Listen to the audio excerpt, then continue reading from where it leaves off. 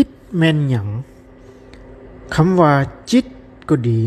มโนก็ดีวิญญาณก็ดีสามคำนี้เป็นอันเดียวกันตามคำสอนของพระสัมมาสัมพุทธเจ้าของเขากล่าวไว้บางครั้งเขาว่าโอ้จิตใจบ่สบายเด้เขาก็ใช้คำว่าจิตและใจรวมกันและบางครั้งเขาก็ใช้คำว่าโอ้บ่ต้องมโนหลายเถาะหรือหมายถึงบ่ต้องคิดไปไกลฉะนั้นคำว่าจิตมโนวิญญาณจึงเป็นคำเดียวกันนั่นเองและ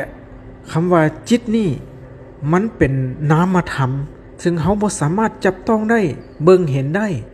แต่มีความรู้สึกหรือรู้แจ้งอยู่ในตนของเขาและจิตนี่เป็นหนึ่งองค์ประกอบของขันธ์ห้าได้แก่รูปเวทนาสัญญาสังขารวิญญาณนั่นเองตัววิญญาณนี่แหละคือจิตดังนั้นจึงว่าจิตมโนวิญญาณเป็นคำเดียวกัน